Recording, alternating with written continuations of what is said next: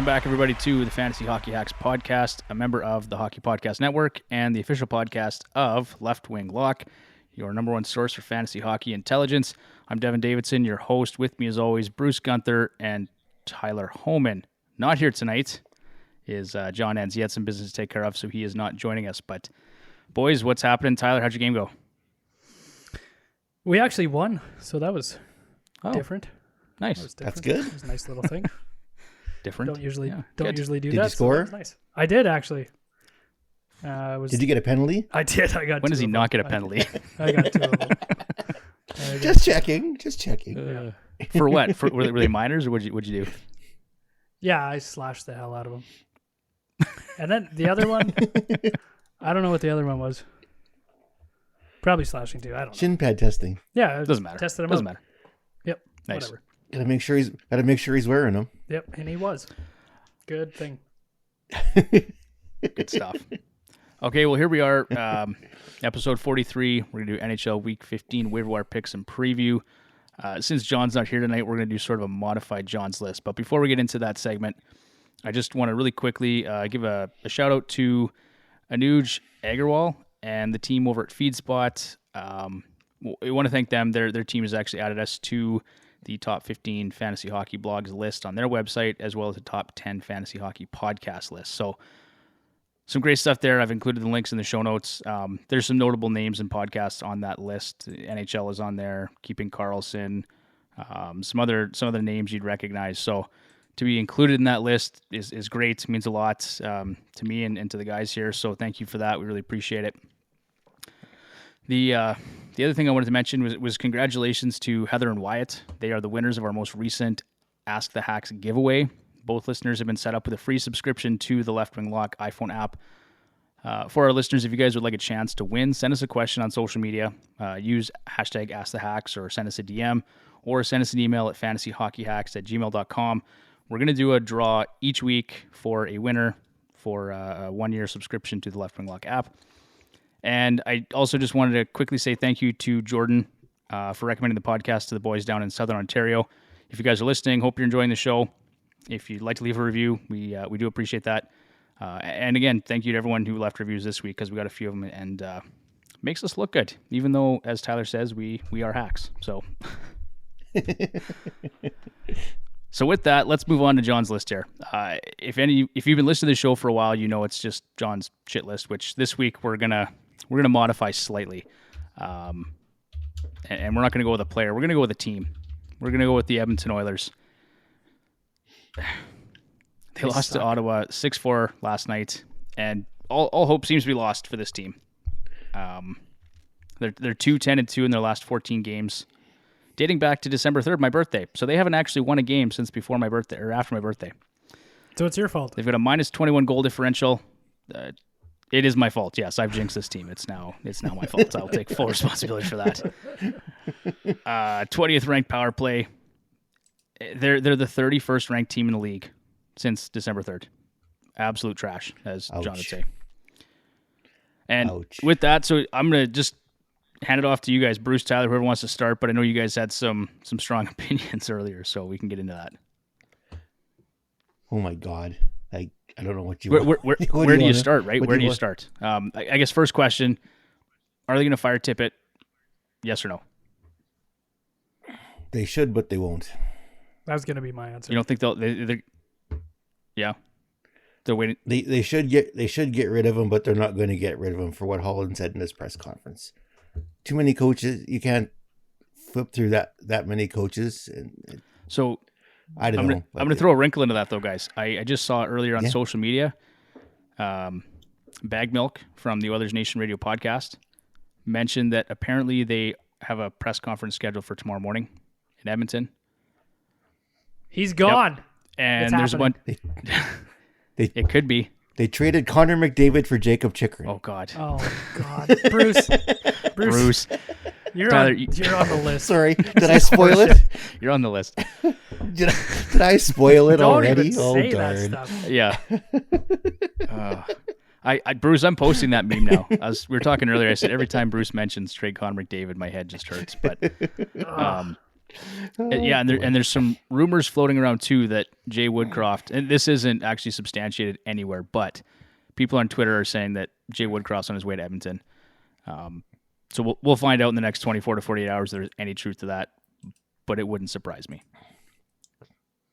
Oh, they got to do something. I think I mentioned earlier too. It's nobody on this team has any fear of losing their roster spot at the moment.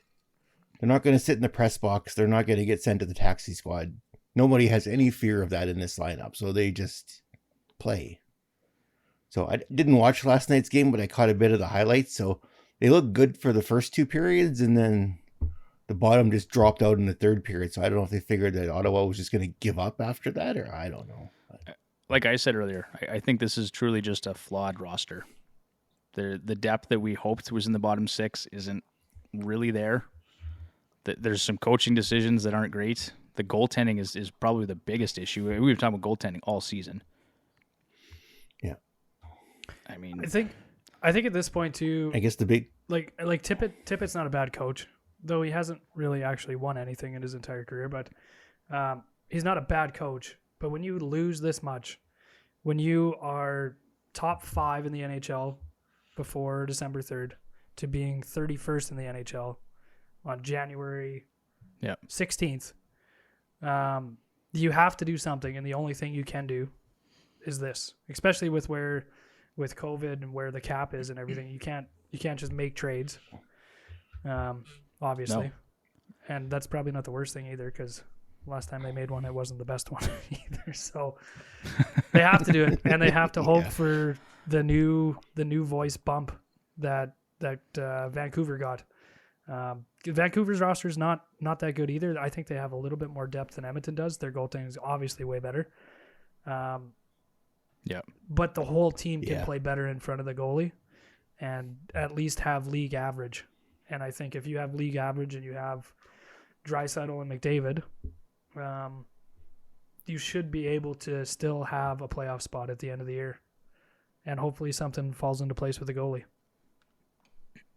And that's all you can do. Yeah, that for me, like where this fell apart, and Bruce, we talked about it, a week ago, was when they didn't get Markstrom. Like you see how Calgary's done having Jacob Markstrom in the net. If Edmonton had grabbed Markstrom, if they were able to, I know he chose to go to Calgary, right?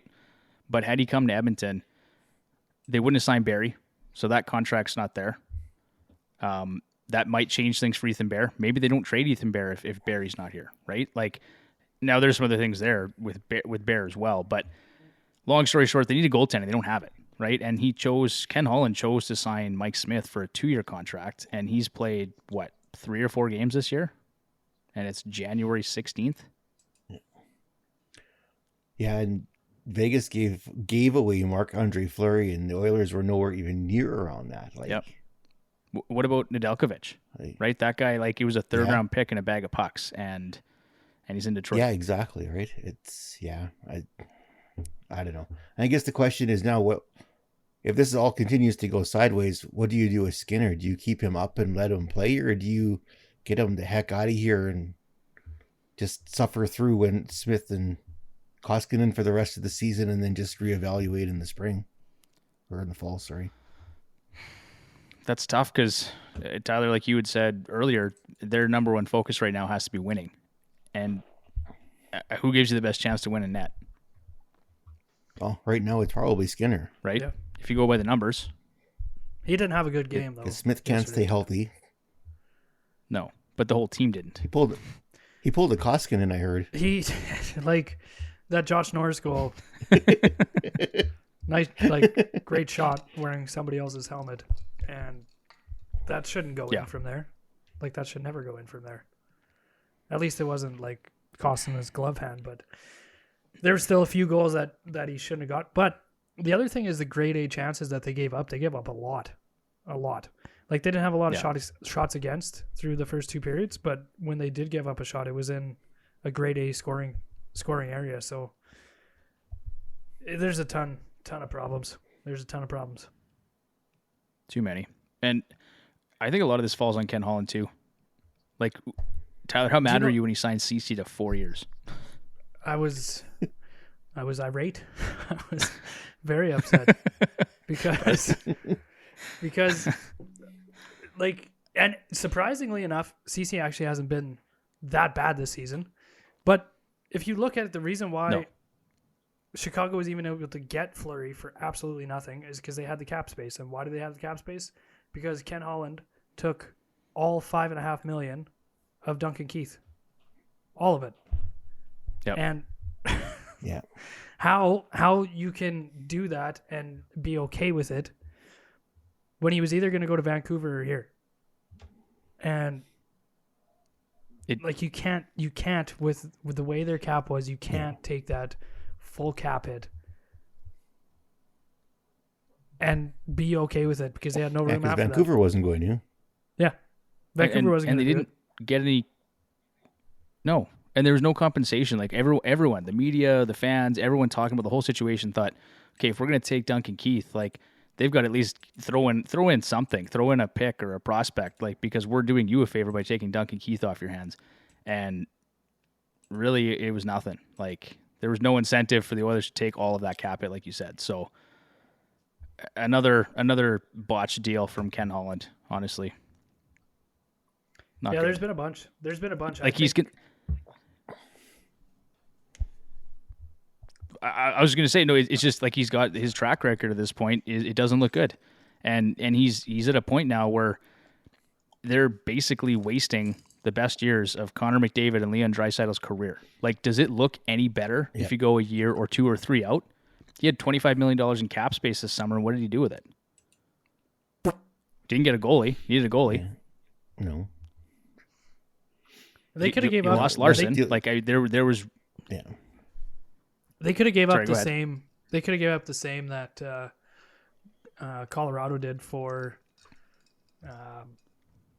Kemper, and I think like at this point, and even last offseason, but for sure this next offseason, and even at this trade deadline, you can't just hold on to guys like Sam Marukov, who Tippett's not going to play anyways.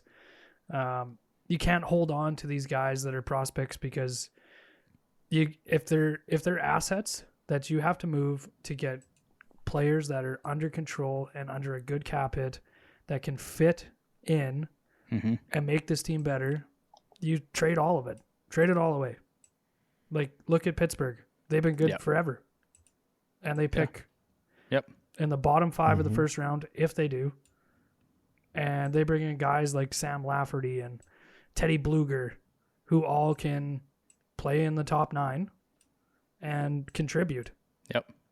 And for some reason, they want to hold on to these assets without actually moving them and then spend to the cap on stuff they don't need. So it's frustrating. No, it's so frustrating. Like yeah, it's incredibly frustrating. It doesn't make any sense. And then, for Holland to come out the other day and say, we're not moving a first round pick, we're not moving prospects. Like he basically just said he's not doing anything. And to me, that's just completely tone deaf. Like he's ignoring the fan base, he's ignoring everybody. He knows best apparently, and at this point, that remains to be seen. This segment would have been so much better if we would have recorded it last night. I was so much more worked up at this point. I'm just like tired of even like thinking about how much they suck. It would have been a good segment last night, but. I was actually thinking the same thing, Tyler. I was so fired up last night. I was just, and then this morning I woke up and said, you know what? Like I actually don't give a shit anymore. Like the team sucks and we know it. It's just to be expected at this point. So, look, we've run 14 minutes into the podcast already, and we're still stuck on the Edmonton Oilers. So we'll move on from here. But anything else, Bruce, you want to say before we go? No, I don't think so. We've probably, unless you want to go on for another 10 minutes, I don't think so. Okay, we probably wasted enough of our breath on this anyway. So let's move on to Fantasy Lock of the Week, January 9th to the 16th, presented by Left Wing Lock. I've got Brad Marchand for the week here, guys. 10 points, 6 goals, including 1 hat trick, 1 game-winning goal, 1 shorthanded goal, 5 power play points, 15 shots on goal, 77% power play share, and just about 20.5 minutes time on ice, 4 games played.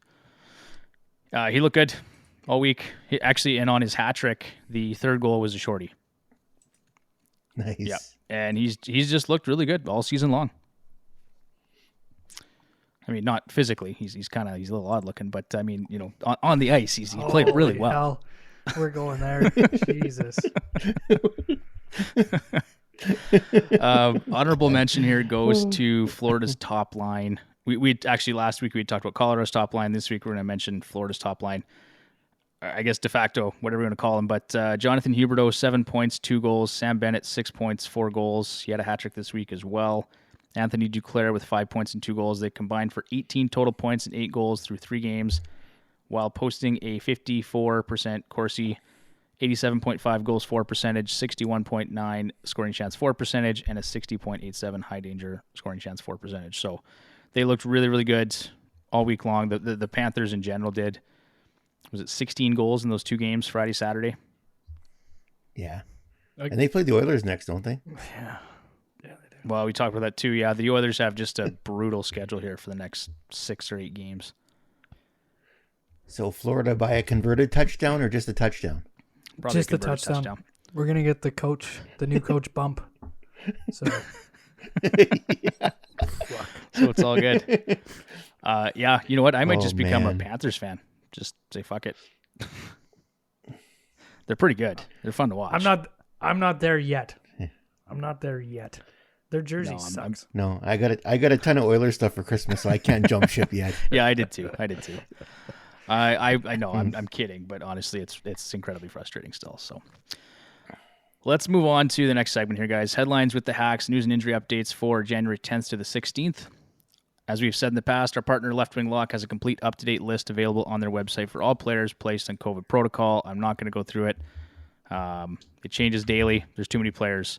If you want to see who's on that list, follow the link in our show notes, and it'll take you to Mike's website, Left Wing Lock. Starting off here, the big news of the week was Evander Kane's agent saying there's interest in his client from a number of NHL teams. It was going to be a 1-year deal for the remainder of the season. A lot's changed. That was on January 10th, so since then, we've heard that the NHL is investigating the whole situation with him crossing the border. What was it, December, 22nd or 29th or whatever it was. It was somewhere, around Christmas. And he was supposed to be back, I think, on the 1st or 2nd of January. Didn't show up till the 6th. He wasn't cleared. I think there was a COVID protocol issue. He wasn't cleared, and he crossed the border anyway. So they're investigating that right now. I think it was Elliot Friedman that said it was going to, it was going to affect whether or not he got signed by a team, because he could be facing up to a 40-game suspension, right? Like, we don't know yet, but he got 21 games for his last one for the vaccine card? Yeah. So, there's some talk that it could be at least that. It could be more. Obviously, no team's going to sign him if he's suspended for the last 40 games of the season, so... Nope. But were you guys, for the record, assuming he doesn't miss the entire second half here, are you in favor of Evander Kane on the Edmonton Oilers? Absolutely. Yeah, why not? Just throw some more gasoline on the fire and let her go. Can't get any worse, right? Exactly. But seriously, sorry, go ahead, Tyler. Well, I know Zach Gassian was kind of a different example, different issues or whatever.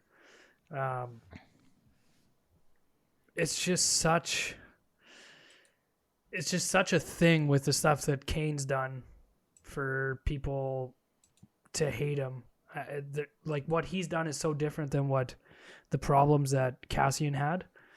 But the player on the ice is, it's exactly what Edmonton needs. A big power forward that can score and is fast. Yeah.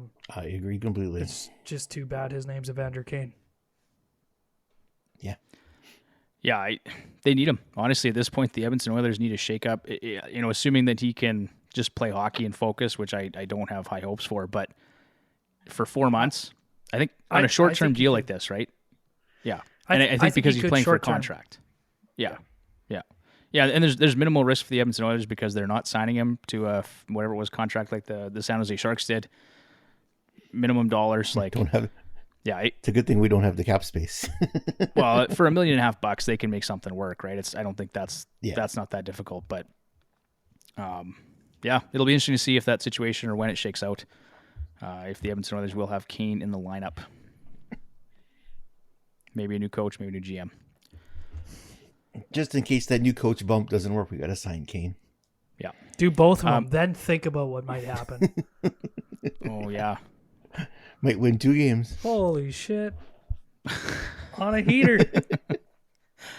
I mean, there was a number of sources, too, this week that actually did say the Oilers had already signed Evander Kane. I think it was... there was one reporter from TSN, and then there was Tim Peel, I think, from Daily Faceoff. Both had reported it was done. It was a done deal at $1.5 million, and then the investigation thing popped up. So hopefully we hear something here in the next week or two. Next up, Rick Bowness was fined $25,000 for his action on the bench following a 2-1 loss to the St. Louis Blues. Can I just say, like, he smashed the hockey stick. Yeah. On the bench. Like, there's people that, like, take other guys' heads off with an elbow, with their shoulder, with a stick. They get, the max fine is what, $5,000? Yeah. Yeah. How in the hell does that work? How does he get $25,000 for smashing I don't a stick understand it. on nothing? On nothing. Didn't hurt anybody. And no destruction of property. Like, the stick didn't even break. It's fucking... It's so dumb. It's so dumb. I don't understand it. I think the NHL probably just wants their coaches to remain composed, but it's an emotional game, right? Like, if you're gonna get fined $25,000, like, make it worth it. Like, there was a couple years ago, I think it was one of the Oilers assistants now. He wasn't then. I think he was in Stockton. Oh yeah, he coached the Flames. Yeah. He threw every stick that they had on the bench onto the ice. Throw them all. Fucking throw them on the ice. Yeah. Throw water bottles. Throw tablets. Throw trainers. I don't care. Throw all of it. Like, this is like when you're getting kicked out, when a manager's getting kicked out of a ball game, and they go and they take home base and they take it with them. Yeah. Fucking do the same thing. Like, make it worthwhile. Drag the net off the ice. Drag the net off. Take the net back with you. Take it back to the room. Yeah, for $25,000, I would probably do a lot of shit. For sure. I am making it worthwhile, for sure. Yeah. See, if you're going to get fined, make it worthwhile. Okay. Matt Greslick became the 5th defenseman in Bruins history to record 5 points, and the first one in over 28 years. He was also the first defenseman to record 5 points this season as well. For our listeners, you'll recall we actually mentioned Matt Greslick as a potential waiver wire pickup last week, and a few of our listeners messaged me back and said, "Hey, good call. Definitely helped out their matches that week." So it's nice when we get one or two right every once in a while. Jack Eichel was expected to make his season debut this week, according to Ben Gotts of the Las Vegas Review-Journal. That did not occur, but it sounds like he's close. I think he was practicing in a non-contact jersey throughout the week, so he's still ahead of schedule. I think we all kind of expected him to be back after the Olympics, and we're just in mid-January here now, so keep an eye on that. Tuukka Rask signed a 1-year, $1 million contract to the Boston Bruins. Jeremy Swayman was later sent down to the AHL. Linus Omark started the next game on the Thursday night, but I think Tuukka started the next one after that and actually played pretty well. I think it was it a 3-2 win over Philly? Sounded that way, yeah. He looked good. I thought he'd be rustier, but he looked pretty good. He looked like Tuukka. He looked like Tuukka, so if you were like me and picked him up in 3 different leagues, you're pretty happy right now. Whatever. Also, Evgeni Malkin returned to the Pittsburgh lineup on Tuesday night against the Anaheim Ducks. He scored 2 goals and an assist. I picked him up in another league too, Tyler. You like that one? Yeah. That was his 63rd career multi-goal game in his return to the lineup. Nikita Kucherov recorded his 4th career hat trick on Tuesday night. He's now tied with Tyler Johnson for the 4th most in Tampa Bay history. Ukko-Pekka Luukkonen left Tuesday's game with a lower body injury and did not return. It was reported Wednesday that he is week to week. Nick Lidstrom. They're just not having any luck with him, eh? What's that, Bruce?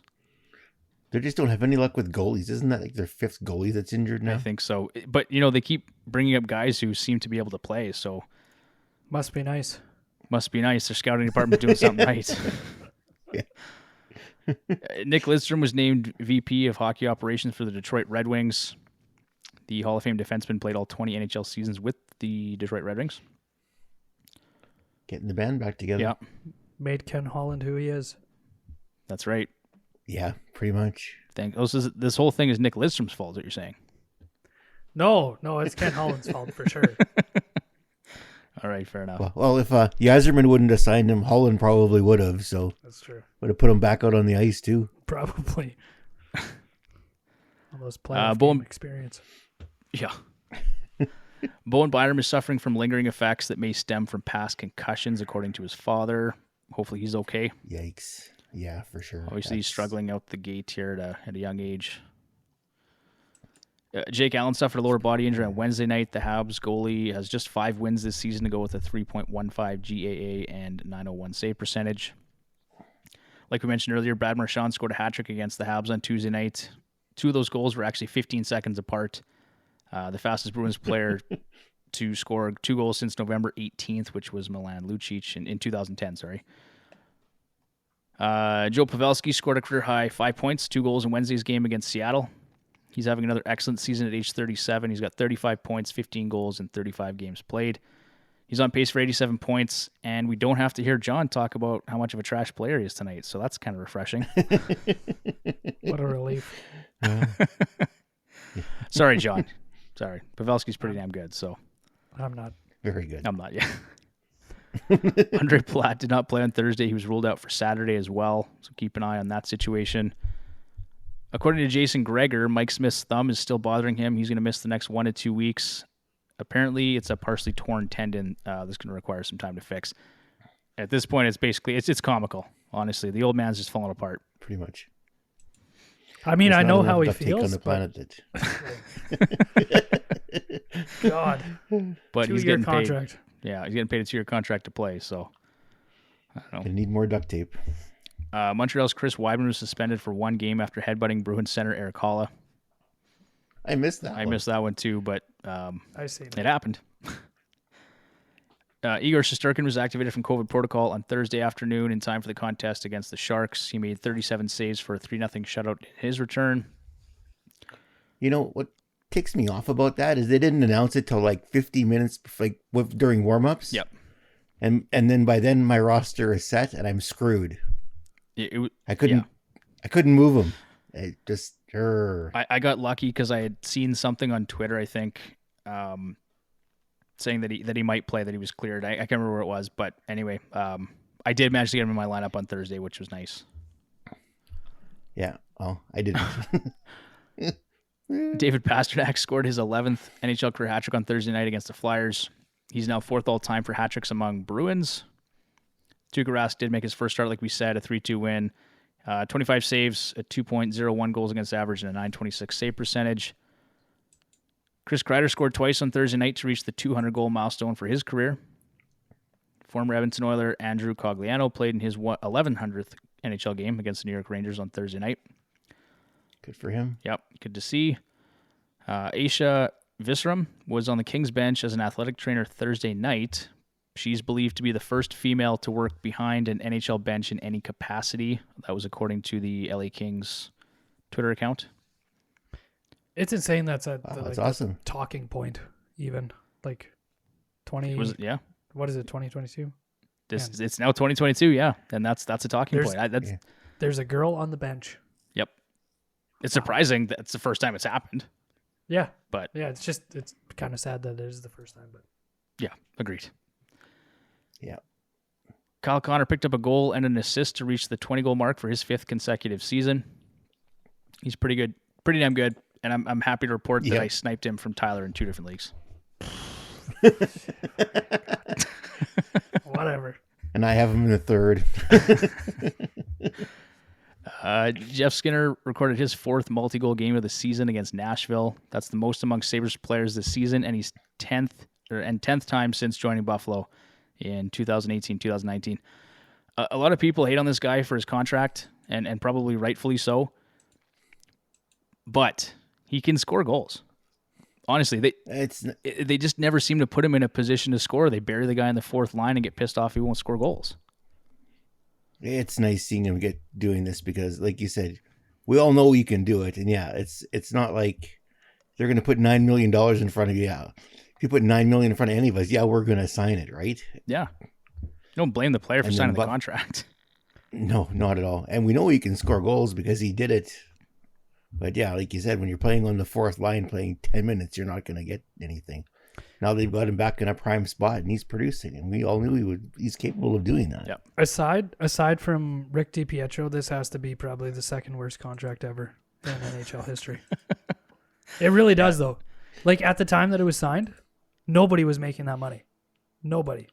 No. Yeah. Like, Crosby was at 8.7 on, whatever it was, like a 12-year contract. And they still gave Jeff Skinner that. It's insane. And they didn't need to, right? Like, no. You look at their roster they had, they didn't need to sign him for $9 million. No. But okay. The NHL announced the rosters for the 2022 All-Star Game. Connor McDavid, Nathan McKinnon, Austin Matthews, and Alex Ovechkin were named captains. There's some notable snubs, including Nazem Kadri and Brad Marchand. I sent out a poll on Twitter. I don't think anyone really cares about the All-Star Game, so I don't want to spend too much time on this, but it's interesting that Kadri is fourth in league scoring and somehow didn't get voted onto the All-Star, or didn't, get a place there. And Nathan McKinnon brought up a good point. Like, it really should just be the best players going. It shouldn't be, well, everyone has a player as a representative. I don't know if I fully agree with that. I understand why they're doing it from a business perspective, but there's some players that Kadri would absolutely replace that are going ahead of him in that. And so it's stupid. Absolutely. It's the same. We do He it. should be there. We could talk about this every single year since the All-Star Game really was a thing, other than like early 90s, late 80s when it was actually the best players and you actually had a game where people actually tried. Yeah. Since then, it really is just for revenue and that's it. So it's for the sponsors. Yeah. I do miss the Jeremy Roenick body checks. Yeah, that was good. Owen Nolan like picking the top corner and still hitting it. Yeah. Yeah. Yeah. I think I have that saved on like VHS. I think I recorded it on VHS. I still have that. You're old enough that you would record on VHS too. All of them. All of them. Oh, jeez. Ville Husso has been incredible in the last 8 home appearances. He's 7-0-0, 1.38 goals against average and a .955 save percentage. He stopped 234 of 245 shots in 478 minutes time on ice. It's just too bad he's got Jordan Binnington in front of him, or he'd play a lot more. But well, if Binnington keeps playing like he did against Toronto, he might get more playing time. Yeah. Yikes! And we'll talk about Husso a bit more in the waiver wire picks, but that's a guy I'd keep an eye on. Yep. Hockey Canada named Shane Doan as GM of the men's Olympic team. Claude Julien was named the head coach. Did I see that right? That Freddie Brathwaite is going to be a goalie? I didn't look at the roster. I glanced at it. I did, but I did not see. Yeah. Dude, we have to do a whole episode on the roster. You have to look that up. Because I'm pretty sure Freddie Brathwaite, I don't know if this was like a joke roster, but I'm pretty sure Freddie Brathwaite, who's 49 years old and hasn't played since like 2011, is on the roster. No way. Look it up. Okay, we need a pause I will look here. that up. We'll spend some time and we can dissect that roster. But honestly, I don't know. It's hilarious. It's hilarious. The whole thing pisses me off. I know, it's dumb. It's dumb. And they really, if we're talking about this, they shouldn't even have the Olympics in those countries anyways. But that's besides the point. That is beside the point, but I totally agree. And how much better would it be to watch, right? We all just want the NHL back at the Olympics. Everybody does. It's the best players. Yeah. And that's what it should be. Best on best. All right, moving along. Kirill Kaprizov was activated from IR on Friday. As we mentioned, the Florida Panthers absolutely spanked Dallas in a 7-1 win. The Panthers improved to 20-3 at home this season. Sam Bennett scored his second hat-trick of the year after a nice give and go with Anthony Duclair. As I said, that line was just crazy good all week. They were plus 16 in that game with 11 points and 6 goals. Like, this is video game stuff. This is ridiculous. Pretty much. According to Dominic Ducharme, Josh Anderson, is expected to be in the Habs lineup for Monday. TJ Oshie suffered an upper body injury in Saturday's contest, did not return. Well, again, we'll talk about Huberdeau here. He extended the NHL's longest active point and assist streaks to 8 games. That matches the longest such run in Panthers franchise history. They also scored 9 goals for the third time in franchise history. Mackenzie Weegar scored his 100th NHL career point, shorthanded on Saturday. I think he had a 4-point game. It was 1 goal and 3 assists. Yeah. Jason Robertson's considered day-to-day with a lower body injury. Timothy Lilligren scored his first NHL goal on Saturday night as well.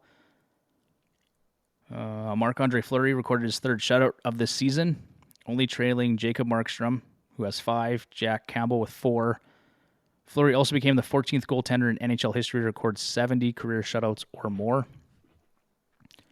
Nazem Kadri scored in his 700th NHL career game against the Arizona Coyotes on Saturday night.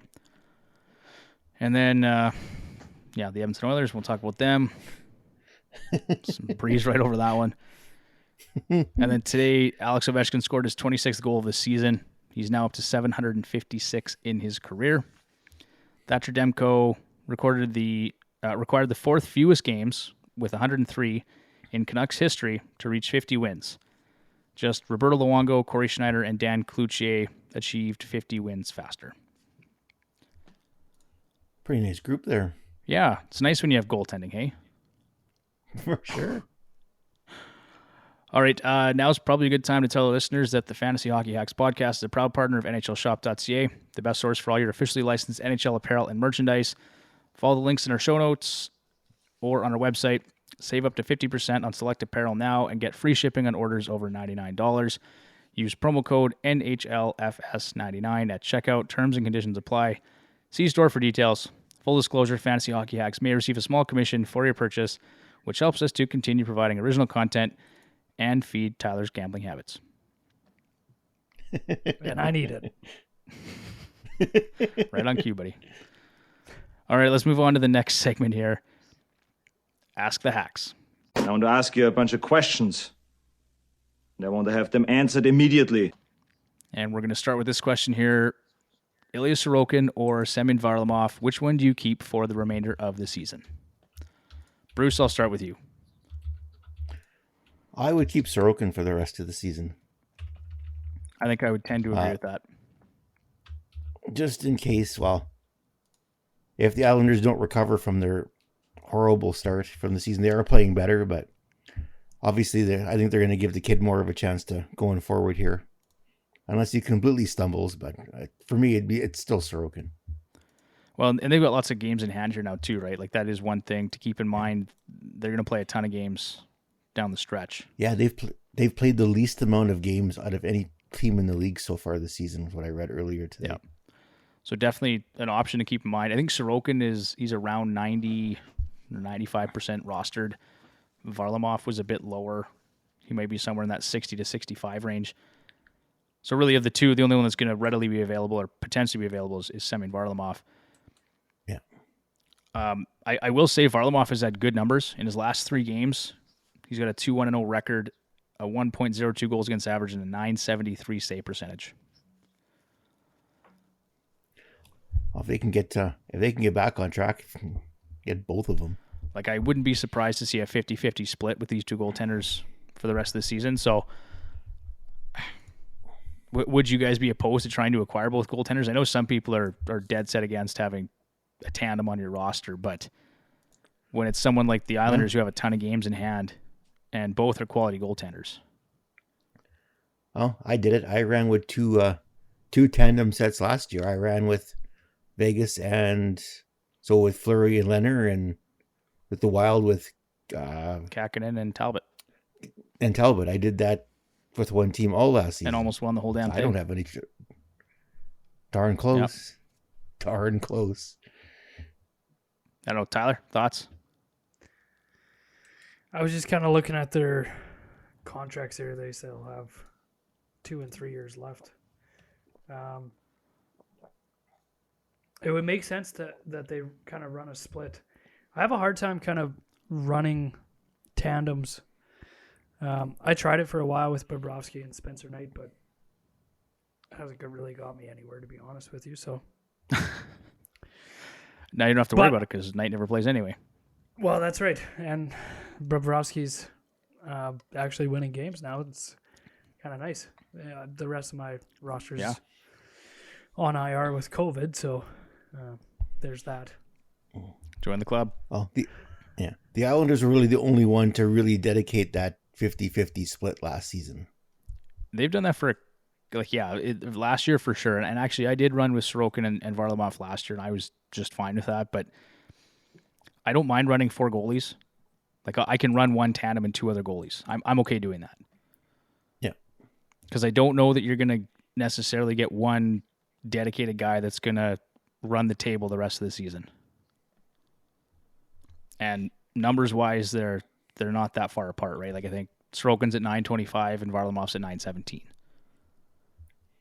Yeah. So, if you had to pick, I probably Sorokin, and if it's a keeper league, I don't think it's a question, right? You roll with Sorokin, and he's the goalie of the future there.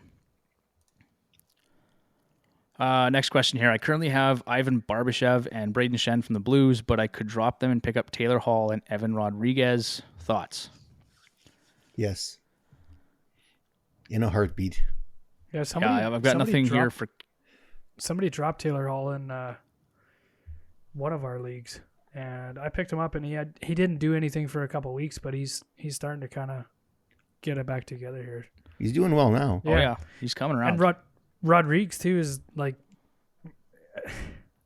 It's crazy because you always have one player kind of like per team that puts up points and has an insane year that you would never expect, and Rodriguez is that guy this year. So yeah, he's been really good. Taylor Hall's up to 25 points in 35 games. It pretty much coincides with that switch to go play with Pasternak and Halla. Boston's been trying to find balance in their top 6 forever. And I mean, Hall here now, he's got 3 goals. He's up to like 10 or 12 points here in his last 10 games. So he's looked good. Find some chemistry there. It's nice to see. I think I would too. Taylor Hall's been good, and then like you said, Rodriguez, whatever his name is, he's been really good for Pittsburgh. So not that Barbashev and Braden Shen haven't been, but Shen seems to have a tough time staying in the lineup too. He hasn't been healthy this season. Yeah. I have him in one league, and he's spent more time on the injured list than he has on the ice. Yeah. No, for me, Taylor Hall and Rodriguez for sure. I have Crosby, Shattenkirk, Marcus Felino. I was offered Marchand, Kapanen, and Falk. What should I do? This is actually from our buddy Nathan Uchak, the guy that won the ticket giveaway a few months ago. Oh yeah, nice. Yeah, don't do it. So he submitted a question here recently. Don't do it. No, I said, no, I wouldn't do it either. We've said in the show before too, is whoever gets the best player wins the trade. In that case, it's still Sidney Crosby here, no question. Definitely. I told him as much. Don't make that trade. Marcus Felino's actually been like severely underrated. He's doing a lot of good things, some category coverage. He's putting up offense. I like Marchand. I like Kapanen playing with Malkin. I even don't mind Falk in a deep league, but I'm not trading Crosby for him. So nope. Okay. I don't know if I wrote this right. It says, I love Seth Jones, but Chicago is sinking. Should I throw Jones on my IR now and pick up Noah Dobson? Also, should I drop Ryan Strome for Kevin Fiala? This is actually from Heather, the contest winner for the Left Wing Lock app. She left us a very nice review, and so I just want to say thank you again, Heather, for that. That was much appreciated. Tyler, I'll start with you. Are you going to... There's kind of an interesting situation with her league where she had to put him on IR before a certain point because then she couldn't make changes to her roster after. It was kind of, I don't know. I didn't fully understand it, but she was considering putting Jones on IR and then picking up Noah Dobson. I think that makes sense, but what do you think? It makes sense if your league is set up that way. I know in both of ours, I don't think Seth Jones is IR eligible, but If it is, I would do that. And I would keep Ryan Strome because as long as he's playing with Panarin, Kevin Fiala is going to have his second half heater, but Ryan Strome, if he's playing with Panarin, they're just going to put up points, and he's going to have whatever primary or secondary assists. He's still going to put up points. Might only end up with 50, 55, 60, somewhere in there, but it's consistent. So I'd much rather have that than Kevin Fiala's kind of spotty production. Yeah, that's essentially what I told her. I looked at Ryan Strome. He's got 29 points in 35 games so far, playing with Panarin. He's getting top 6 placement and top power play time, actually. And Fiala, you just don't know if he's going to be on the second line, the third, the fourth, the first. Like, he's all over the place. Yeah, I'd stick with Strome. Bruce, what's your take on it? Yeah, I'm the same way. I think Jones right now is in COVID protocol. So yeah, I think that's why he was on IR. Yeah, so yeah, and the way Dobson had been playing before their long break there, yeah, I definitely would do that. And I would keep Strome as well. So would I. Man, it would be nice to have him, hey? I know, eh? Instead of Spooner. Make a nice third line center. Yeah. Where's Spooner now? That's a fun game to play. Where is He's Spooner now? Probably flipping burgers in a McDonald's somewhere. Yeah. We'll move on from that. I don't want to talk anymore. All right, another trade request here. Kucherov, Crosby, Fox, or Draisaitl, Kane, Theodore. And I think for me, it's probably going to... that's tough. The way the Oilers are playing right now, I don't know if I want Draisaitl on my roster. Or Kane, for that matter, because he hadn't scored in a while. Like, I'd probably lean Kucherov, Crosby, Fox, but what's your take on it, Tyler? This is just based off Edmonton's schedule. So because of the long breaks that they've had, they're going to play a bunch of games here.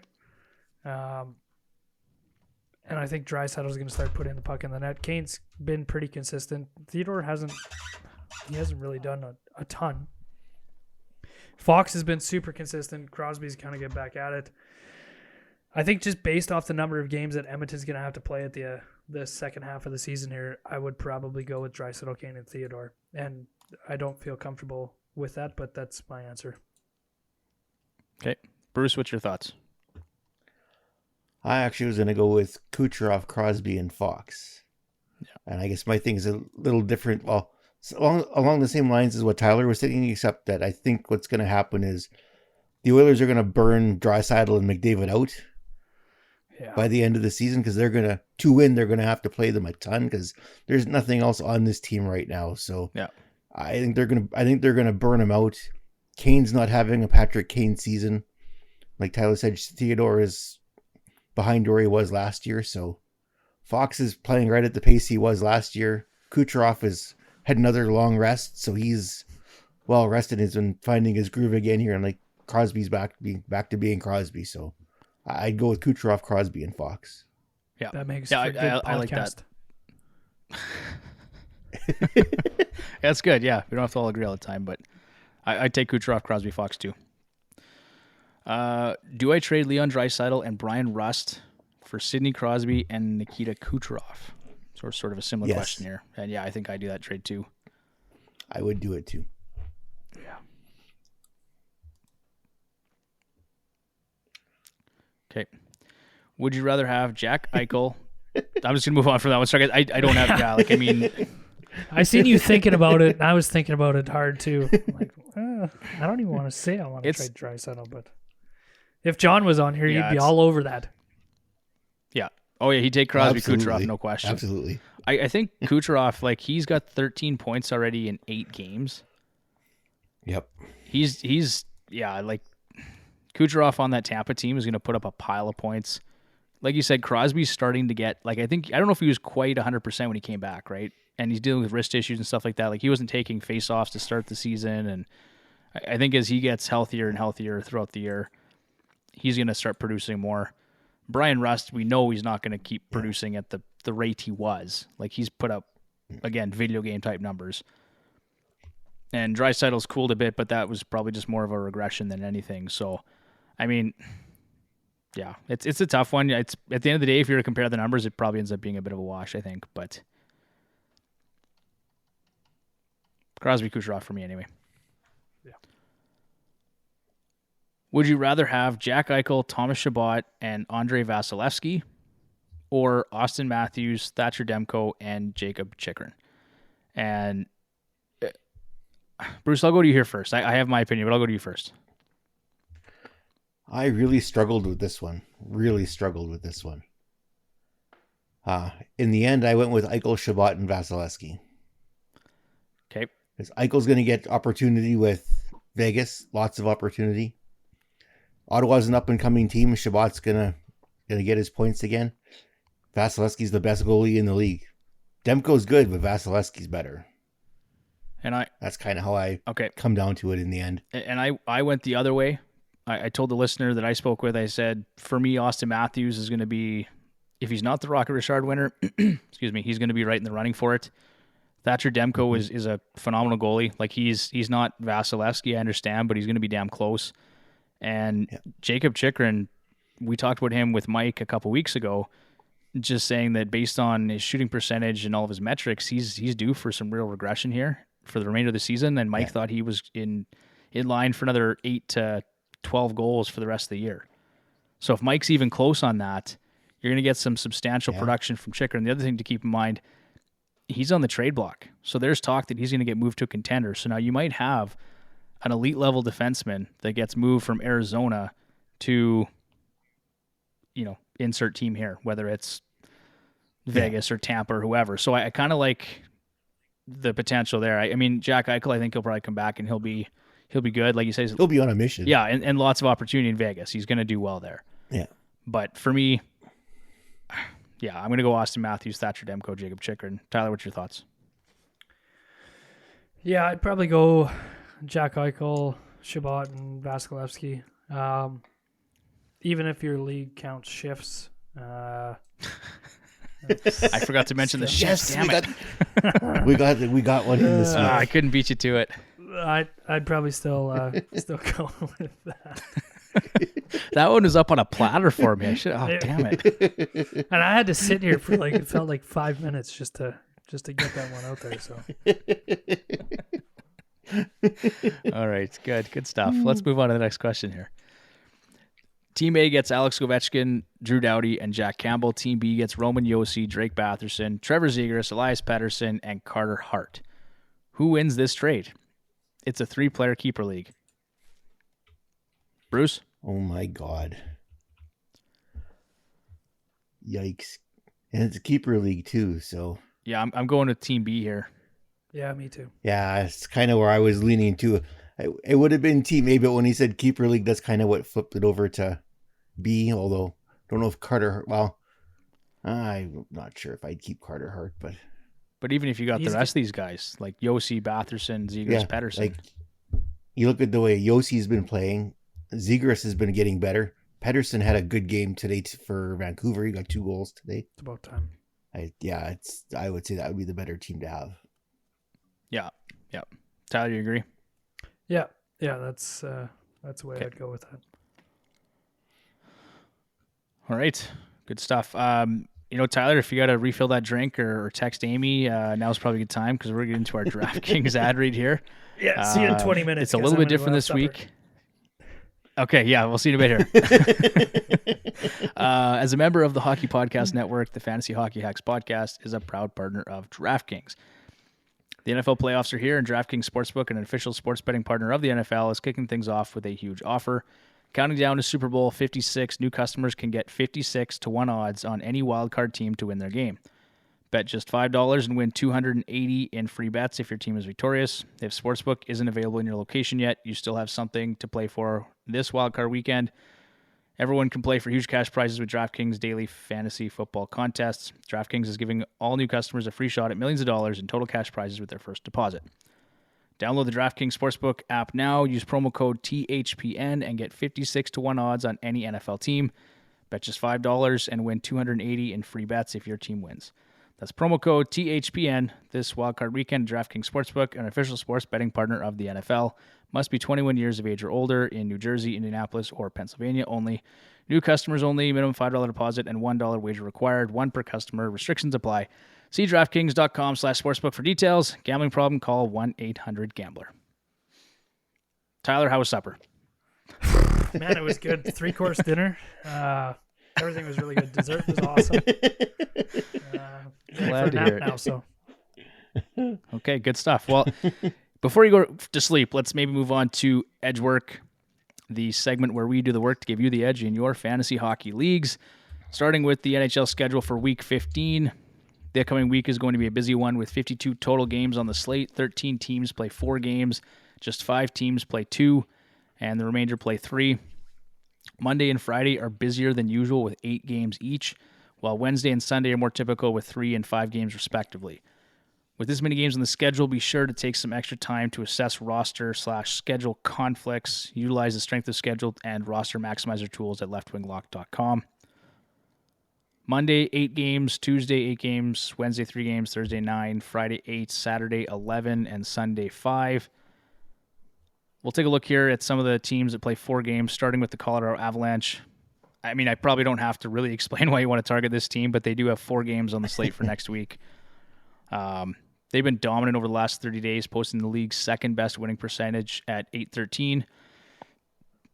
Behind Florida, who sits at .833. The Avs have a record of 6-1-1 in their last 8 games. A +8 goal differential, a +8.7 shot differential, and the 4th most goals for per game at 4.13. The power play is also converting at 23.5%. They've got a matchup with Minnesota next week, who they beat on October 30th, 4-1. Erik Johnson and JT Compher both had points in that game. Andre Burakovsky had an assist. They also take on Anaheim in the second game of the week. That's a team that they already beat twice this season by a combined score of 9-4. Alex Newhook, Abe, Kubel, Nishushkin, Johnson, Burakovsky all contributed offensively in that series as well. The Avs have not faced off against the Kings yet this season, but they do have a game against the Habs, who they beat handily on December 2nd by a score of 4-1. Nishushkin and Burakovsky also contributed in that series. So some players to consider. All those guys you mentioned, Nishushkin, Burakovsky, Newhook, Abe, Kubel, Erik Johnson, and Pavel Francouz, who's still only 32% rostered. Any other thoughts, guys, on the Colorado Avalanche? Go pick some of them up. Yeah, they've been good, and pretty much you can pick up anyone on that roster. They're going to chip into some points for you. Yep. All right, next up here, the New York Islanders, as we mentioned earlier, they haven't played much, so now that they're finally back to playing hockey, they've actually been much improved. Since December 15th, they've got a 4-1-1 record, so a .750 winning percentage, which is tied for 5th in the NHL. The power play's been clicking as well. They're ranked 5th in the league at 26.3%. They haven't played the Flyers yet this season. Lifetime, they've got a .464 winning percentage against Philly. They play Arizona this week and took game 1 of that season series by a score of 3-0. Brock Nelson, Josh Bailey, Anthony Beauvillier, and Noah Dobson, who we just talked about, all contributed offensively in that game. And they cap off the week with a game against the Leafs. Obviously going to be a challenge for the Islanders in that one. Toronto took game 1 of the season series by a score of 3-0. Some players to consider here: Anders Lee, just 37% rostered, Brock Nelson, Anthony Beauvillier, Oliver Wahlstrom, Josh Bailey, Noah Dobson, and Semyon Varlamov, who at the time of writing was 68% rostered. Anything else there, guys? I'd be looking at Wahlstrom and Dobson. Well, and obviously Varlamov too if they start splitting starts. But Wahlstrom and Dobson were playing well just before the break, so hopefully they can continue that. But they'd be two out of that group that I'd be looking at. I like Anders Lee too. He's been pretty good as well. I think before the break is same thing. He was putting up some points. He's got it's kind of a down year for him actually. He's only got 12 points in 25 games, but he's got roughly 8 points, I think, in his last 10 games played. So he's been productive lately. That's good. Yeah. All right, let's move on to teams with 3 games. The Dallas Stars, their strength of schedule is -36, according to the Left Wing Lock app. I should have mentioned that for these other teams here, too. I don't know if I did. It's in the show notes, though, as well, if for our listeners, you want to go back and take a look. So Dallas has been basically, they've been a mediocre and average team since December 15th. They've got a 5-4 record. Their special teams have been poor. 66% on the PK, which is 30th, 22.2 on the power play, which is 16th. However, they've got one of the most favorable schedules for the upcoming week with matchups against Montreal, Buffalo, and Detroit. Dallas took game 1 of the season series against Detroit, a 5-2 win on November 16th. Jamie Benn, Ryan Suter, and Esa Lindell all contributed offensively. They've not started the season series against Buffalo or Montreal, but win percentages all-time are .480 and .365 respectively. So take a look at Jamie Benn, Dennis Gurionov, Ryan Suter, Esa Lindell, Jake Ottinger, and Braden Holtby. Anything else to say there, guys, in Dallas? Nope. Okay. Next up is the Minnesota Wild. Bruce is one of your favorites. Their strength of schedule for next week is -23. They've only played 6 games since December 15th, posting an underwhelming record of 3-2-1, the .583 win percentage. The power play is ranked 23rd at 16.7%, and the penalty kill at 22nd, which is at 75%. Strength of schedule is enticing, though. They've got 2 contests against Chicago, 1 against Colorado. They lost 4-1 to the Avalanche on October 30th, so that's going to be a challenge for them, obviously. But over the last month, they've scored the 8th most goals per game at 3.67, and they've got lots of quality forwards that can help out your roster. So take a look at Matthew Boldy, Matsu Corello, who's still just 49%. I think he's at over a point per game right now. Kevin Fiala, Marcus Felino, Jonas Brodin, and Kakko Kakinen can all contribute for the upcoming week. Yeah, Kakinen will be the one to keep an eye on. As Talbot's still out, and he's been playing very well in Talbot's absence, and Talbot wasn't playing well before he went out, so the kid keeps winning, they'll keep playing him. Yeah. You skipped no over... and you grabbed him in at least one. Yeah. You skipped Did I skip over Fiala? Yeah, just his percentage of ownership. That's all. Oh, 69%. Nice. Okay, got it. Classic.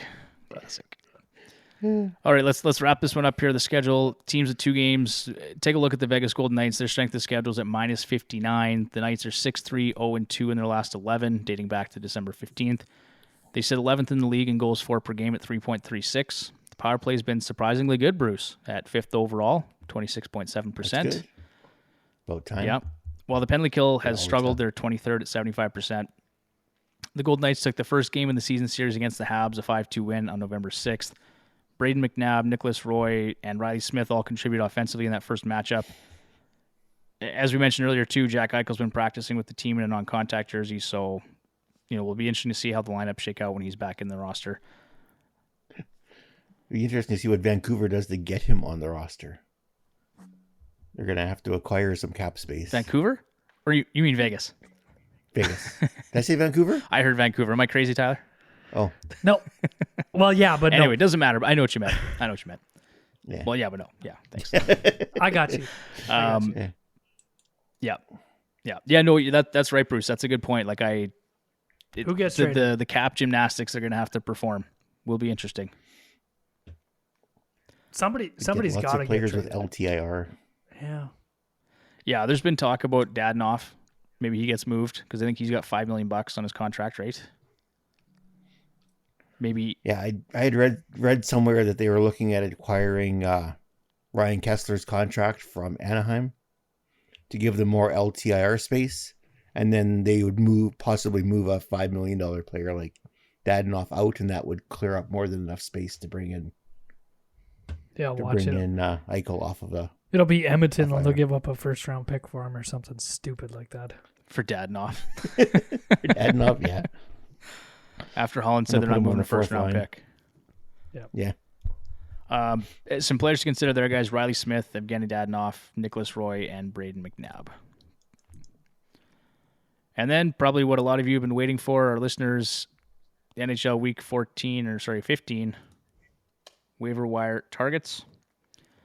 Starting with Jared McCann. We've talked about him a bit in the past here, guys. 30% rostered, 4 games on the schedule for next week. He's playing on the top line with Eberle and Johansson and on power play 1. It doesn't look like what he did in Pittsburgh was a fluke. He's on pace right now for 61 points and 40 goals over 82 games. He's Seattle's William Karlsson. Marchand. Yeah. That's what he is. So That's right. Yep. The only thing here I noted was his individual shooting percentage. It's just about 18%. It's a bit high compared to his 3-year averages, but he's been good. 8 points, 5 goals over his past 10 games. So I would not hesitate to grab him if he's available. This one, Connor Sheary, he's just 5% rostered. This is kind of a deep league play. I don't know how much value he's actually going to bring for next week, but he does have 3 games on the schedule. He's been productive of late. He's got 10 points and 5 goals in his last 11 games. And I just saw today TJ Oshie went down a lower body injury, I think. I don't know if he's going to be back for tomorrow or not. But, I mean, with another forward going down, Sheary's kind of been up and down the lineup, so that might be an opportunity for him. And he has been producing, so keep an eye on where he sits. This is a good one, though. Anton Lundell for Florida, 13% rostered. He's got 4 games. They're coming through Western Canada next week. They've got matchups with Calgary, Edmonton, Vancouver, and Seattle. He's playing on the third line, but he's got 11 points, 4 goals in his last 10 games. He's playing with for Toronto and Maimon on power play 2. He's got 23 points, 9 goals in 34 games to date, on pace for 55 points. And I think he just had 2 goals yesterday. Nice. Very nice. Yeah. So give him a look. Bruce, you'll love this one. Matsu Corello. Like I mentioned. How is he only 49% roster? Still 49. I don't understand that. I don't either. he keeps trying to figure out his in point and out. totals here. He's in and out quite a bit. I think that's part of the problem. He's not consistent. He has his peaks and his valleys. But he's got 14 points in his last 12 games. Yeah. He's playing with Kaprizov and Hartman on the first line. He's got first power play time. Yeah. Great lineup placement. Can't ask for much better, really. Exactly. Now, if you want to dig a little bit deeper into some of the metrics here, like his individual shooting percentage is almost 17%. And his team's even strength shooting percentage with him on the ice, 11.3%. And his power play IPP is at 90%. So there's some red flags there that you'll want to keep an eye on. Like, he's not going to be over a point a game all season long, right? I think we kind of expect that. But for next week, and 2 of those games are against Chicago for Minnesota. So I'd give him a look for next week too. This one might be surprising. Gustaf Nyquist, left wing, right wing eligible, 5% rostered. He's got 3 games on the slate for next week. He's been playing mostly with Boone Jenner this year, and then either Oliver Bjorkstrand or Patrick Laine, and he's been getting time on the second power play unit. He is shooting at 22.9%, so that's obviously not great. But he has 10 points and 5 goals over his last 10 games played. He's been very productive of late. So if you're in a deep league, I'd say give him a look. Tyler, you're kind of nodding. I don't know if you really agree with me, but... Well, just surprisingly, I do. Just based off the matchups that they have next week. Otherwise, I wouldn't really look at them. But just based off the matchups, I would. Okay. Fair enough. I really wanted John to be here for this one, but Jeff Carter, we've talked about him a few times. But I mean, with Malkin coming back, and now they've kind of got that line with Malkin and Kapanen, and they've been pretty good together. Jeff Carter's still getting time on the second power play unit. They have 4 games next week, and he's center left wing eligible. He's got 20 points in 30 games. He's on pace for 55 points, and his shot volume's actually it's been great. He's at 3.3 shots on goal per game, which I think it's the most we've seen from him in the last 2 or 3 seasons anyway. And then his time on ice actually is the most we've seen since 2013, 2014. Oh, wow. Yeah. So he's getting quite a bit of playing time. His team's even strength shooting percentage is right around league average at 8.2%. And his IPP and his power play IPP are actually low. So there may be some potential for some more points moving forward for him. And then keep an eye on Kasperi Kapanen, who is just 19% rostered. But that Penguins team, they've been good all year. Really. Surprisingly, right? Especially when they had all the injuries early on. Yeah. Yep. And now they're getting healthy. Yeah. And that's a top 6 forward who's just sitting on the wire. So I know John's feelings on him, but I'd take a look at him. Jeff Skinner here, 5% rostered. He's got 4 games on the schedule for next week, and actually some nice matchups against Detroit, Ottawa, Dallas, and Philly. He's now on that top line with Cousins, and Alex Tuck, and he's getting time on power play 1. He's having another solid season here, 21 points, 13 goals in 34 games played. Not bad production from a guy who's 5% rostered, I'd say. Shot volume's good, 3 shots on goal per game. Individual shooting percentage is a bit high at almost 13%, but worth a shot? Yes or no? What do you think? I think so. Yeah. I'd take a run at it for sure. The goal scoring potential's there. Absolutely. We've got Andrew Kopp here, 55% rostered, 4 games on the schedule for next week. He's playing on the top line with Mark Scheifele and Svechnikov, and on power play 1, actually. So he's been playing significant minutes for the Jets, just about over 20 and a half minutes per game and 2.5 minutes on the power play. He's got 24 points, 10 goals in 34 games. He's shooting at a career high 2.8 shots on goal per game, and his individual shooting percentage at 10.5% is actually under his 3-year and career averages. So no real red flags to look at in terms of Andrew Kopp, but getting some premier lineup placement and still available in 45% of leagues. Adrian Kemp is another guy to look at here, left wing, right wing eligible, 44% rostered, 4 games on the schedule for next week. He's been playing on that top line with Kopitar and Eichel. He's basically been a fixture on Kopitar's line all season long, regardless of who's on the other side. He's got 17 goals on the season. He's on pace for 36 goals over 82 games. And still available in nearly 60% of standard Yahoo leagues. So I think he's in COVID protocol. I did see that actually today. Yeah. So, but I mean, that's down to, we're what, 4 or 5 days now for that? 6 days. Yeah. So, I mean, assists are a bit light. He's only got 7 assists on the season, but he's got 113 shots on goal, 50 hits, and 26 PIMs. So he's a guy I'd probably take a look at. And I did want to mention Craig Smith of the Boston Bruins. He's got 4 points in 4 games, playing alongside Bergeron and Marchand, just 9% rostered. Any other thoughts on the forwards, guys? I think I was just going to mention on Craig Smith there, just based off who he's playing with. Definitely worth a look. Had a good game the other day too, yesterday. Yeah, I like Craig Smith. Even just going back to his time in Nashville, he seemed to, when he played with certain players, he was productive. Next up here, starting with defense, we got Matt Greslick, 32% rostered. He's got 3 games on the schedule. He's been playing on the second pairing with McAvoy. Like we mentioned earlier, he did have that 5-point game. He's got 10 points, 2 goals in his last 11 games played. His individual shooting percentage at 3.1% is below his 3-year and career averages, so expect to see a bit more out of Greslick moving forward. And then Brandon Montour, 10% rostered, 4 games on the schedule for next week, like we said, for Florida. He seems to have found his stride, actually, in Florida. He's on pace for 41 points right now. He's got 7 points, 1 goal in his last 10 games played. Shot volume leaves a bit to be desired at 1.9 shots on goal per game, but right around his 3-year and career averages. His individual shooting percentage suggests we may see more goals from him. Secondary assist rate is high. So is secondary assist percentage. His IPP at 45% is a bit high, and his power play IPP at almost 86% is definitely high. So I'd temper expectations a bit from Montour, but he's producing. Ride that wave while you can. We've got Phillip Roenick here, 22% rostered, 3 games on the schedule for next week. He's got 4 points, 1 goal in his last 4 games played and averaging roughly 26 minutes per game. He actually did outpace Mort Seider for power play time once or twice this week. Yeah, if you can believe it.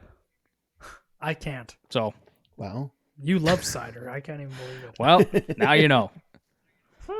I do love cider, yeah. And it actually happened. And Roenick's on pace for 44 points and 9 goals. So I'd say it's a nice deep league option for sure.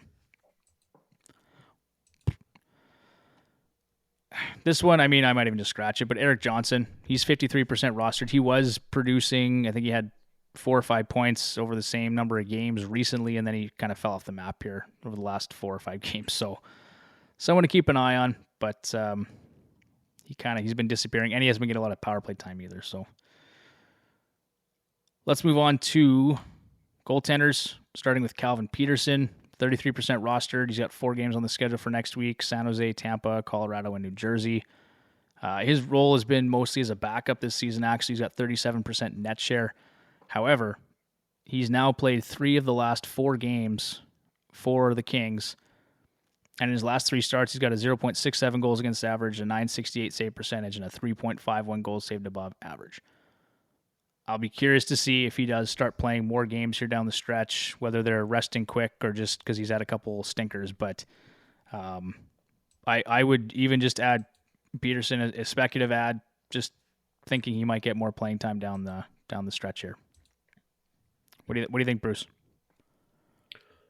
Oh yeah, for sure. I'd ride him while he's hot, because it seems, at least recently, the Kings are going to go with whoever's winning, and right now he's winning, so he'd be the one to have. Yeah, and we talked about him lots in the offseason, and he's finally starting to produce the way we expected. So you guys laughed at me before when I brought this guy up, but I'm going to bring up again. It's Adin Hill, 40% rostered for the Sharks.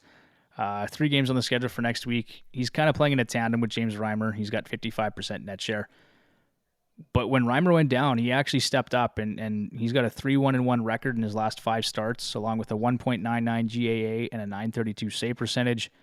They've got 2 winnable games next week against LA and Seattle, and no back-to-backs. So I'd say expect to see Hill start at least 2 of those games, and he's been providing some good peripherals. What do you have to say about that, Tyler? Nothing. Absolutely nothing. Yeah, we're an hour and 16 minutes here, and Tyler hasn't had supper yet, so he's fading. Fading fast. I agree. But honestly, I like. Okay, thank you. We'll move on from that. That's all I need to hear. Okay. Good. Next up here is Ville Husso, 19% rostered, 3 games on the schedule for next week. He's got 24% net share, so a clear backup in St. Louis. But as we mentioned, he's been very good at home in his last 8 appearances. Worth a look, even just as a spot start if he gets a chance next week. And this one is a bit of a reach, but it's I don't even know how to say his name. Corell. A bit of a Corell Vejmelka for Arizona. He's 7% rostered right now. They've got 4 games on the schedule against Montreal, who's awful.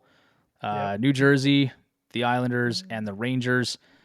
He's got 59% net share, and he's managed to steal a few games here for the Arizona Coyotes, including that 145 save performance against Toronto this week. So I lost a bunch of he's money done in it. that game. Yeah. Oh, that's rough, Tyler. Yeah, no, it sucked. Well, that was the second half of a back-to-back too, so that was kind of a trap game for Toronto. Yeah, and I know. Actually, the Coyotes pushed Colorado to overtime. Sorry, go ahead, Tyler. Well, they pushed them to overtime, I believe. Yeah, 4-3. Yeah. I'm scared. Shootout. I'm gun shy. I don't even know what to do. Anytime anybody plays them, I'm just staying away from it for now. So You just don't know what to do. Well, and that was because they played Colorado back-to-back, so that was the first game.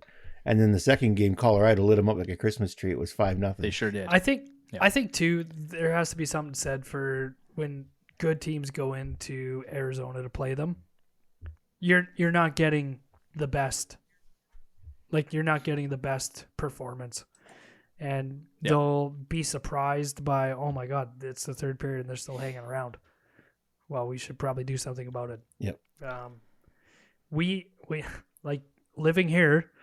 I know how that feels because for years before McDavid and Draisaitl over here, they did the same thing. And Ryan Smith would have a good night, and you're like, we got you this time. But you knew you were still losing. You knew you're still losing the rest of the way. So, and that's kind of the same effect there for Arizona. So, but games like that, if you do have them, I mean, that could win your week. When he puts up games like that. Yeah. 45 save performance for Vejmelka. Yep. Yeah, actually over his last 4 games here, he's got a 2-2 record with a 2.81 goals against average and a 931 save percentage. So he's been really good for them. That's kind of like if you're desperate for a goaltender, take a look at him. could hurt you, maybe not. Like, Colorado came back in that second of the back-to-back, and like you said, Bruce, a 5-0 drubbing. So Colorado kind of woke up and realized, yeah, let's play some hockey. But as a spot start, if you pick your matches, like Montreal at Arizona or versus that's a game I wouldn't hesitate to play Evgeni Malkin. Yep. But and then two other goalies just to take a look at would be Pavel Francouz at 34% rostered, and then Elvis Grzelyck. Even though he got lit up like a Christmas tree against against Florida. Did they ever light him up? Oh my God. Well, and then they went and lit up Korpisalo. Yeah, I was just gonna say they lit up. They were both radioactive by the time Florida was done with them. They were radioactive. They made them look like they weren't even NHL goalies. Like even just watching the highlights, like just not a chance on almost everyone that they let in. Yeah. No, yeah, it was very. Yeah, Florida's crazy good right now. Scary. Can't wait. Okay. Next up on the target, the Edmonton Oilers. Oh boy. Well, that's it for this week, guys. That's NHL Week 15 waiver wire picks and preview. I just want to say again, thank you to everyone that left reviews this week. Thank you for the questions for Ask the Hacks. Make sure you guys send in those questions, like we've said, either through social media or send us an email, fantasyhockeyhacks@gmail.com. Check out the website, fantasyhockeyhacks.com, and visit us on Twitter at FHHacks or on Instagram at fantasyhockeyhacks. And with that, guys, we're out of here for another week. Tyler, Bruce, thanks, boys. It was a lot of fun. We'll talk to you next week. Good night. See you guys. Take care.